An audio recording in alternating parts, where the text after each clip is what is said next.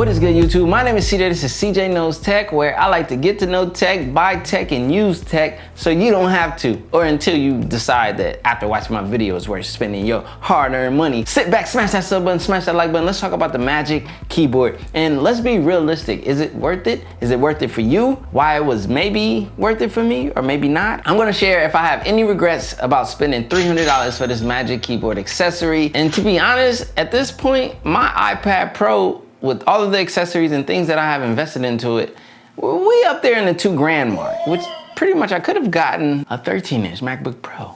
But then I told you guys why you shouldn't maybe get a 13-inch and why you should get a 16-inch, which is what I have. I know, I got a problem. I'm sorry. Let's talk about the Magic Keyboard and let's realistically assess this accessory, how it is positive, what's some of the negatives about it, and is it really a convenience that you need, and is it worth the money? First thing first, this Magic Keyboard, when you look at it, you realize that the design and durability factor of it was thought out through and through very well. Now, I know there's some things with the material as far as how it kind of like gets these weird like nicks and looks to it. Also, when you look at the engineering and thoughtfulness that Apple had in the way that they constructed this thing is sturdy, it's well built, it's gonna hold your iPad Pro without any sense of fear or lack of confidence. Like, I fully trust my iPad Pro being inside of this accessory. I have no concerns about it falling out or anything like that. But also the fact that they've included the USB-C pass-through charging. This is a game changer. Let me tell you why. Because I'm able to charge my iPad Pro while leaving free the necessary USB-C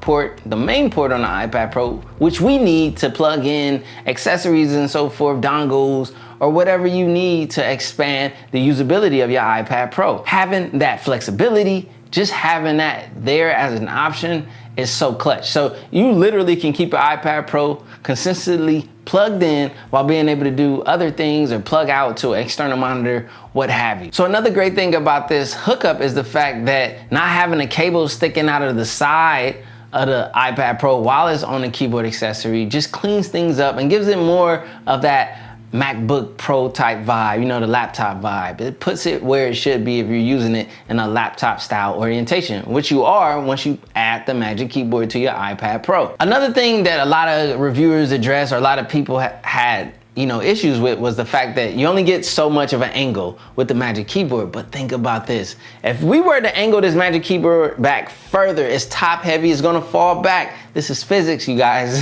It's like physically impossible without the bottom part becoming heavier, and you guys are already complaining about the Magic Keyboard's weight.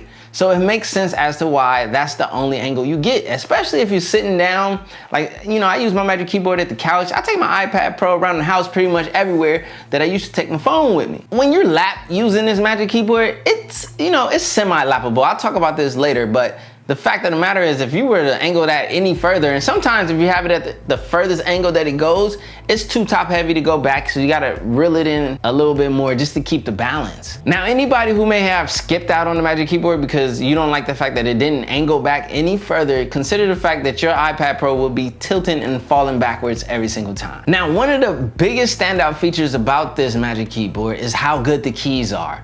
I've seen a lot of people raving about how they enjoy this keyboard. Like the typability, the feel, just the vibe when you're using it and typing on it. Laptop familiar, but you're not using a laptop. You're on a tablet. You're on an iPad. Let's just put it that way, because the iPad, I think, has separated itself from a tablet, especially the iPad Pro. So these Magic Keyboard keys sound good, feel good, look good. They're backlit. So there's a lot of convenience in them and in the usability of them that feels familiar. It's actually a really, really good vibe when you pair this Magic Keyboard with your iPad Pro, because typing on this, it just feels so fluid. As I mentioned in my previous video about the Magic Keyboard, in comparison to the Smart Keyboard Folio, as far as typing goes, it feels more cramped when you're using a Smart Keyboard Folio, as opposed to the Magic Keyboard, which just feels natural. It's just like a laptop, pretty much. But it's not a laptop. Now, the next big selling point of this Magic Keyboard, which is probably one of is the selling point of the Magic Keyboard, is right next to these Magic Keys,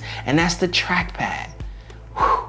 This is a game changer. This Trackpad combined with iPad OS and its brand new mouse support changes the whole interaction and the vibe and feel of the iPad Pro. Like, it's next level. is seriously good. And having that all compacted into the keyboard and not having to carry an accessory like a actual trackpad from Apple or even a mouse takes down the amount of things that you're carrying, as well as it adds to the convenience. This trackpad is so good. Now, when I first got it and I was looking at people who had got it before me and they were just saying it was a physical clicking trackpad, I was like, oh no. But then I found that you could go right into the settings and turn it to tap to click. Those of you who don't know about tap to click, I always activate this on every MacBook Pro, any type of Apple laptop, MacBook Air, or if I even have a trackpad, I'm gonna always activate tap to click. So all in all, being able to interact with your iPad Pro via mouse support with the built-in trackpad on the Magic Keyboard with those Magic Keys, it just takes that whole user experience, the physical user experience with your hands and how you interact with your iPad Pro to the next level. But basically, I'm just trying to tell you it's that good. Pretty much. Yes, the Magic Keyboard adds weight. I kind of alluded to this earlier in the review, but in reality, if you get the Magic Keyboard, you're gonna add some weight to your everyday carry of your iPad Pro. It's a fact, you can't get around it. Now, if this weight off-puts you, I think the Apple Smart Keyboard Folio is the option that you wanna go with because that one's extremely lighter. It's just more of the travel keyboard. If you don't need the trackpad, if you don't want the benefits of the Magic Keyboard, like the USB-C pass-through charging, the Magic Keys and so forth, if you can just get along with the Smart Keyboard Folio, then that's the better option and it's a lot cheaper. It makes more sense. I would never say only get the Magic Keyboard because it has this, this, and this if it doesn't line up with your lifestyle and your use case. If you want a more lighter overall setup, the Smart Keyboard Folio from Apple is definitely the way to go. Next, we're gonna get into some dislikes. Now, while there aren't many, it's not a long, terrible violin string list. There is a list. There are a few things that I think that the Magic Keyboard can improve on. And, you know, we'll be tastefully critical about this thing and honest. Now, my number one thing with them making this keyboard so good and having that familiar feel of using a MacBook Pro is the lack of Apple function keys. Like, come on, Apple, like that would have made this thing next level. I don't know why they didn't put it there. Maybe they're guarding their MacBook Pro lineup by keeping that off of there.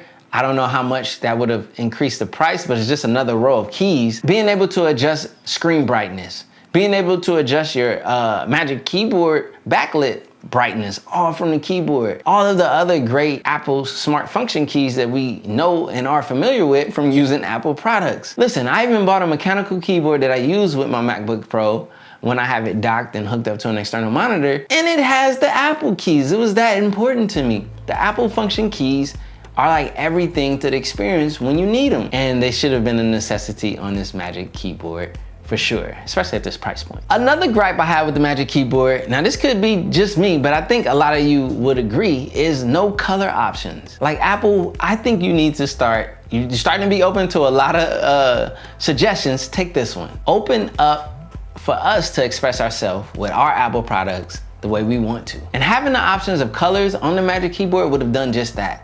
I would have appreciated a red Magic Keyboard. Red is my favorite color. You know what I mean? This could have even been a product red edition. Hint, hint. I won't even charge you royalties for that idea, but I think it needs to happen. A product red Magic Keyboard would be absolutely fire, along with other colors, so people can just spice up their iPad Pro and express themselves. Let them show off the color or the flamboyance of their true inner personality. It's a lot of creatives that are using this iPad Pro. It's a lot of creatives that use Apple products, and we love to express ourselves. That's why I put a D-brand skin on mine. Now, yes, I did matte black it out. Like CJ, you just put matte black on there and, you know, did an Apple logo delete. But hey, that's just kind of the vibe I was going for. I wanted to just protect it and keep it low key, but my Magic Keyboard still would have been red. Another thing is the Magic Keyboard is being powered through the iPad Pro, which means it's gonna pull on the battery a little bit. This is warranted, this is maybe unavoidable, and if you have it docked in a place where you can use the USB-C pass-through, then it's not really an issue, so you can always keep it charging. But if you're not and you're out and about, it's not draining the battery terribly,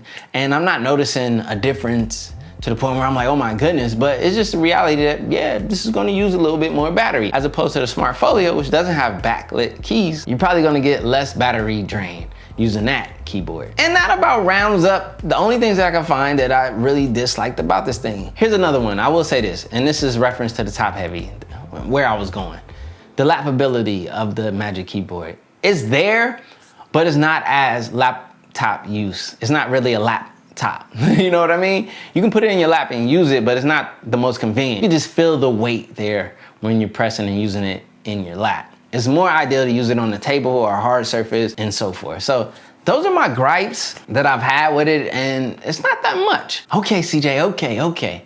You told us everything you like about the Magic Keyboard and everything that you dislike about the Magic Keyboard, but what is your verdict? Do you regret spending $300 to add this to your iPad Pro, thus expanding the total investment you've put into this iPad Pro, or are you just fine with that price point in exchange for the user experience? I'm gonna put it to you like this. My user experience with the Magic Keyboard as an addition to my iPad Pro has been extremely good. You know, I just keep going back to that word, like it has this flow, it has this synchronicity, it fits. It's as if the iPad Pro and the Magic Keyboard were a match made in heaven. Now this is in my opinion. This is in my use case. This isn't a use case for everybody. A lot of you could get along with the much cheaper Apple Smart Keyboard Folio. And if that's the case, I highly recommend you do it. But for those of you who look for more than what the Smart Keyboard Folio has to offer, and you look for some of the characteristics and conveniences of the Magic Keyboard, and you kind of teeter and totter because of that price point, my thing is, number one, what is your budget? Can you actually afford this Magic Keyboard? If you can, pull the trigger. You might like it. And if you don't, return it. It's as simple as that. That's why there's a return grace period, but I think you should give it a try. A lot of people are gonna feel, off-put by spending $300 on this Magic Keyboard, and some won't. That's all personal preference, opinion, and it's all objective. Everything is objective to each of us because we each have our own situation. Fact of the matter is, the Magic Keyboard fits in my budget. I don't regret purchasing it. I'm fine with it. I don't ever sit back and think, wow, I spent $300 on this Magic Keyboard. Matter of fact, if all of you would stop saying how much it costs, I would have probably forgotten how much I spent on it by now, because I appreciate the convenience and the user experience I get with this and my iPad Pro. It's as simple as that. It's straightforward, no bull, no cap, it's all fact. That's the reality of the Magic Keyboard and how it fits into my everyday use. And y'all know I use the Magic Keyboard a lot. If you haven't watched my screen on time from a Magic Keyboard, yeah, it's serious and it's real. My MacBook Pro's to the left, open. My monitor, ultra wide, is in the middle. And off to the right is the Magic Keyboard paired with the iPad Pro. For instance, I'm editing a video like I'm editing this video right now in Final Cut Pro. I get a social media alert that I want to respond to really quick. I don't have to stop my workflow in Final Cut Pro or minimize anything. I go off right and I handle it there. I could be doing the same thing off left on the MacBook Pro 16-inch open, but I keep TweetDeck open on there.